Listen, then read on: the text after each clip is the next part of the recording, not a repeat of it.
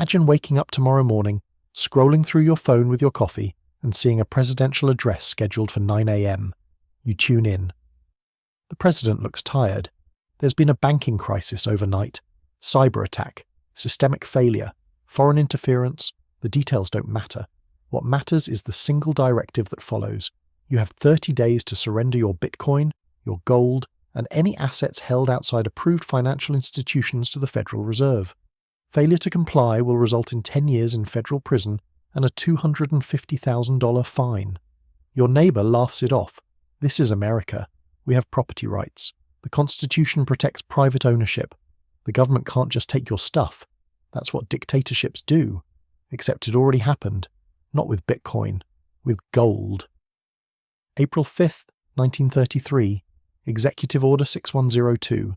Every American was ordered to hand over their gold to the government within 30 days, or face a $10,000 fine, equivalent to $243,000 today, and a decade in prison. Over 2,600 metric tons confiscated. 27% of all privately held gold in America. Then, the very next day, the government revalued that gold from $20 per ounce to $35 per ounce. A 69% increase. The profit? $3 billion, $65 billion in today's money, and the legal framework that made it possible, it never went away. Let's rewind to the day before, April 4th, 1933. Americans went to bed that night as property owners. They owned gold, physical wealth that had been money for 5,000 years. The Gold Standard Act of 1900 had fixed gold at $20.67 per troy ounce, and any citizen could walk into a Federal Reserve Bank and convert their dollars to gold on demand. The system seemed permanent. It was protected by law, backed by constitutional property rights. The kind of thing that couldn't just disappear overnight in a democracy. April 5th changed everything. President Franklin Roosevelt signed Executive Order 6102, forbidding the hoarding of gold coin, gold bullion, and gold certificates within the continental United States. Every American had until May 1st to surrender their gold to the Federal Reserve. Less than 1 month. The penalty for refusal wasn't a slap on the wrist. It was a fine up to $10,000, which would be $243,000 in today's money, or up to 10 years in prison, or both, and they enforced it. Frederick Barber Campbell tried to withdraw 5,000 ounces of gold from Chase Bank. Chase refused. A federal prosecutor indicted Campbell the very next day. The prosecution ultimately failed, but the authority to seize gold was upheld. Campbell's gold was confiscated anyway. The scale of what happened is difficult to comprehend. The government collected 2,665 metric tons of gold. That represented 27.44% of all circulating United States gold. More than 1/4 of the nation's private gold wealth gone. 85,680,000 ounces confiscated. The government paid gold holders $1,771 million at the official rate of $20.67 per ounce. Most Americans complied. What choice did they have? But 226 million ounces went underground. Nearly 73% of privately held gold simply disappeared into hiding rather than be surrendered. Here's the part they didn't advertise. On January 31st, 1934, Roosevelt raised the official price of gold from $20.67 to $35 per ounce, a 69% increase overnight. The government had purchased your gold at $20.67 in May. Then, 8 months later, they declared that same gold was now worth $35. The Treasury made a profit of almost $3 billion, equivalent to over $65 billion today. That surplus funded New Deal programs and created the Exchange Stabilization Fund, which still exists. You got $20.67. They immediately valued it at $35. You lost 41% of your wealth in a single transaction. But this wasn't about fighting hoarding or stabilizing the economy. The real reason was far more systemic. The Federal Reserve Act of 1913 required 40% gold backing of Federal Reserve notes. The government needed to print money to fight the Depression. They couldn't do that without more gold reserves. Private citizens holding gold were preventing monetary expansion, so the government took it. They didn't ask permission. They didn't negotiate. They issued an order, set a deadline, and threatened you with a decade in prison if you refused. and they kept gold ownership illegal for 41 years. You couldn't legally own gold in America again until December 31st, 1974, when Gerald Ford finally repealed the executive order. The legal framework that made this possible never disappeared. It evolved. The Trading with the Enemy Act, the Emergency Banking Act, the concept of a presidential national emergency. Today, there are 123 emergency powers available to the president at the stroke of a pen. Your assets exist at the government's pleasure during a crisis, and crises are becoming more frequent. Fast forward 80 years, 2013, Cyprus, a small Mediterranean island, European Union member since 2004, seemingly protected by modern law, democratic institutions, and the full weight of European treaties. Cyprus had built itself into an offshore banking hub. The banking sector was 6.5 times the size of the entire country's economy, 22 billion euros in deposits, 120 billion in total bank assets. Russian oligarchs loved it. Low taxes, high interest rates, and a sunny place to park wealth outside Moscow's reach. Approximately $31 billion in Russian deposits alone. Then Greece collapsed. The 2011 Greek debt crisis triggered massive write-downs on Greek government bonds. Cypriot banks held billions in Greek debt. The losses exceeded 4 billion euros. That was 22% of Cyprus's entire gross domestic product, wiped out in a single crisis. Cyprus couldn't bail out its banks. The country's debt-to-GDP ratio was already at 80% in 2012. They needed help. They needed the European Union. On March 25, 2013, the bailout terms were announced. 10 billion euros from the Eurogroup, European Commission, European Central Bank, and International Monetary Fund. But there was a price. Cyprus would close Cyprus Popular Bank, known as Leaky Bank, the second largest bank on the island. And here's where it gets interesting. At Leaky Bank, every uninsured deposit above 100,000 euros would be completely wiped out. Not reduced, not partially seized, eliminated. At Bank of Cyprus, the largest institution, depositors with balances above 100,000 euros would have approximately 48% of their funds confiscated and converted into equity. Not cash, not guaranteed deposits, shares in a failing bank that would later become nearly worthless. This was the bail-in, a term that would become infamous. The initial proposal was even more aggressive. Everyone with less than 100,000 euros would pay a one-time tax of 6.75%. Everyone with more would lose 9.9%. The Cypriot parliament rejected that version after public outcry. But the revised plan was actually worse for large depositors. At Leaky, they lost everything above the insurance limit. At Bank of Cyprus, they lost half, then watched the rest convert to equity that collapsed in value. The numbers tell the story. Russian depositors alone lost approximately $3.1 billion according to Moody's. Property prices fell 30 to 40% between 2013 and 2016. Public sector employees took wage cuts up to 20%. Unemployment surged above 15% in 2013. Capital controls restricted how much money you could withdraw or transfer overseas. ATMs had daily limits. You couldn't move your own money out of the country. This went on for months. But here's what matters most. This was the first time since the Great Depression that bank accounts were confiscated in a Western democracy. When Jeroen Dijsselbloem, president of the Eurogroup, suggested this would be the template for future European bailouts, markets panicked so violently he had to issue an immediate retraction. The next day. Too late. The precedent was set. Bank deposits above the insurance limit are not your money. They are unsecured loans to the bank. And when the bank fails, your loan becomes equity you never wanted in an institution that's already insolvent. The European Union deposit insurance promise, 100,000 euros protected, was technically honoured. But everything above that vanished or converted to worthless shares. The mechanism had changed. In 1933, they came for your gold with threats of prison. In 2013, they simply changed what bank deposits meant with a keystroke and a bailout agreement. 3 years after Cyprus, another variation. November 8th, 2016, India. Prime Minister Narendra Modi appeared on national television at 8 p.m. with an announcement. All 500 rupee and 1,000 rupee notes would cease to be legal tender at midnight, effective immediately. The stated goal was to combat black money, corruption, and counterfeit currency. You had until December 30th to deposit or exchange your notes at a bank. After that, they would be worthless paper. The scale was unprecedented. 86% of all cash in circulation in India became illegal overnight.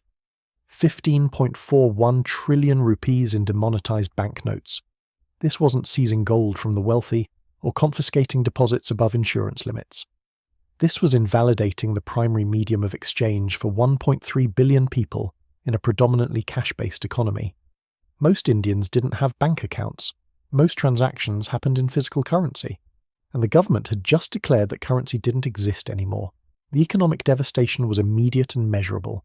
GDP growth slowed from 8% in 2015 to 2016, down to 7.1% in 2016 to 2017, then further to 6.7% in 2017 to 2018.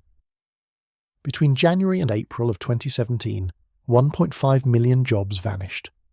A survey of 200 families in Mumbai slums found that 40% of households lost approximately 40% of their monthly income.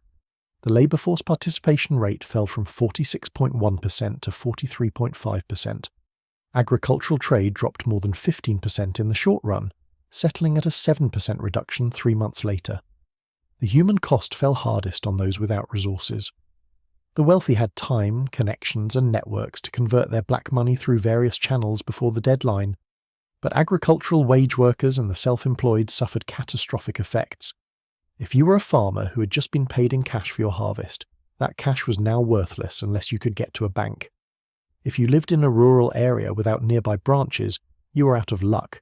If you were part of the informal economy, operating on daily cash wages, you had no income. The system simply stopped working for the poorest citizens. Here's the failure that exposes the real purpose. According to a 2018 report from the Reserve Bank of India, 15.3 trillion rupees of the 15.41 trillion in demonetized notes were eventually deposited in banks. That's 99.3%. The black money didn't disappear. It just moved through the banking system. The stated goal completely failed. But something else succeeded. India forced a cash-dependent economy into the digital banking system, where every transaction could be monitored, taxed, and controlled. Digital payment platforms like Paytm saw massive increases in usage. The government gained unprecedented visibility into financial transactions that had previously occurred outside the formal economy. This wasn't about black money. It was about eliminating the option to transact outside government surveillance. 3 case studies, 3 different mechanisms. In 1933, they took your gold. In 2013, they took your bank deposits. In 2016, they eliminated your cash. Same result every time. Government uses crisis or stated emergency to seize or eliminate private wealth while expanding control over financial systems. The intervals between these events are shrinking, the mechanisms are evolving, and the precedents are multiplying. Now bring it to the present. The infrastructure for asset seizure is more sophisticated than it's ever been. Research from the Brennan Center for Justice has catalogued 123 statutory authorities that become available to the President when declaring a national emergency. The National Emergencies Act allows the President to declare emergencies with nothing more than a signature on an executive order, and those emergencies can be renewed every year indefinitely. There are currently over 40 active national emergencies in the United States right now. This isn't hypothetical, it's the permanent state of the system. February 2022, Canada. The trucker convoy protests in Ottawa. The government invoked the Emergencies Act for the first time in Canadian history. More than 200 bank accounts worth nearly $8 million were frozen. No court orders required. Banks were temporarily granted legal authority to freeze personal and business accounts suspected of supporting the blockades without fear of being sued. The emergency powers extended to cryptocurrency platforms. Donors to crowdfunding campaigns found their accounts locked. The government compiled lists of designated persons and required financial institutions to monitor and report on them. This happened in Canada, a G7 nation, a stable Western democracy with robust property rights protections, and it took less than a week from declaration to frozen accounts. The mechanism worked flawlessly. Digital banking infrastructure made it instantaneous. One government, database, one designation list, one command to financial institutions. Your money stops moving. Bitcoin advocates point to this and celebrate cryptocurrency's confiscation-resistant properties. But is it actually resistant? The majority of Bitcoin exists in heavily regulated exchanges. Coinbase alone holds approximately $130 billion in customer assets. Every regulated exchange maintains Know Your Customer records. Every Bitcoin purchase above $10,000 gets reported to the government. They already know who holds Bitcoin and roughly how much. They don't need to find you. They have your file. Here are the 3 scenarios. First, the exchange trap. One executive order to Coinbase, Kraken, and Binance US during a declared emergency. Freeze all accounts, report all holdings, prepare for mandatory conversion or seizure. Your Bitcoin is trapped in a centralized entity that must comply with government orders or lose its license to operate. Second, the pressure campaign. The International Emergency Economic Powers Act allows the Treasury to designate individuals as threats. Once designated, US persons and corporate entities cannot do business with you. Your Bitcoin becomes untouchable at every licensed exchange, merchant, or payment processor. You can't spend it, can't sell it, can't access it through any legal channel. Third, the regulatory stranglehold. Make it illegal for merchants to accept Bitcoin. Tax every transaction at 50%. Require license registration for all holders. Ban self-custody wallets as potential money laundering tools. But here's the deeper truth. Governments don't need to confiscate Bitcoin directly. They can achieve the same result through regulation and financial pressure. The asset doesn't need to be seized. It just needs to be made worthless or impossible to use legally. In 1933, they needed your physical gold to enable monetary expansion. Today, they can simply make your digital assets inaccessible or illegal to spend. The pattern is clear. Custody risk is everything. Assets you don't physically control aren't truly yours. Exchange balances, bank deposits, regulated accounts are all vulnerable during declared emergencies, and the definition of emergency keeps expanding. Financial crisis, pandemic, political unrest, cyber attack, climate disaster. The triggers are everywhere, and the response infrastructure is already built.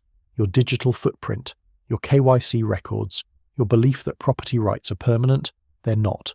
They never were, and the infrastructure to prove it is already in place. So what's different this time? Why won't the next confiscation look exactly like 1933? Because the system has evolved past the need for physical seizure. In 1933, the government needed to actually collect gold bars and coins. Physical assets had to be transported, stored, and guarded. Today, wealth exists as database entries. Your bank account is a number on a screen. Your Bitcoin on an exchange is a line in a digital ledger. There's nothing to collect, just access to revoke. The real mechanism isn't confiscation anymore. It's control through regulation, taxation, and financial exclusion. They don't need to take your Bitcoin. They just need to make it illegal for any licensed business to accept it. Tax every transaction at rates that make it unusable. Require registration of all holders with penalties for non-compliance. The asset stays in your wallet, but it becomes worthless because you can't spend it anywhere that operates legally. It's confiscation through economic isolation. And then there's the next evolution, central bank digital currencies. China already has one operational with 260 million users. The United States, European Union, and over 130 countries are developing their own versions. This is the endgame: government-issued digital money with complete transaction visibility and programmable controls. They can see every purchase you make. They can block spending in real time. They can impose negative interest rates by automatically reducing your balance. They can set expiration dates on money so you're forced to spend it by a certain deadline. And they can freeze your account without involving a bank, a court, or any intermediary at all. When the international community began shifting gold reserves to the United States during the Great Depression, foreign investors were chasing that $15 increase in value from $20.67 to $35 per ounce. Today, the flow is reversed. As Western governments expand surveillance and control over financial systems, wealth is moving to jurisdictions with stronger property rights and less government oversight. The transfer is happening, just in the opposite direction. Here's what you need to understand. The question isn't whether governments will seize assets again. History shows they will. 1933, 2013, 2016, 2022. The intervals are shrinking, the mechanisms are evolving, the precedents are stacking up. The question is whether you'll be prepared when it happens, because the next time a crisis hits, there won't be a phone call, there won't be a warning, just a presidential address, an emergency declaration, and a deadline to comply. This time they won't need soldiers going door to door checking for hidden gold. They have something far more effective. Your digital footprint, your transaction history, your KYC records from every exchange and bank you've ever used, your belief that property rights are permanent and governments in democracies don't just take things. That belief is the vulnerability. Because property rights aren't permanent, they're conditional, and the condition is that there's no emergency serious enough to override them. In 1933, the emergency was the Great Depression.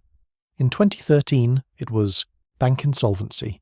In 2016, it was black money and corruption. In 2022, it was a protest convoy. The justification changes, the mechanism adapts, but the result is always the same. When governments face existential pressure, property rights become negotiable. Your wealth becomes a resource they can access. And the legal infrastructure to make it happen is already built, already tested, and already waiting for the next crisis. The only question is whether your assets will be in their crosshairs when that moment comes, and whether you'll see it coming in time to do anything about it.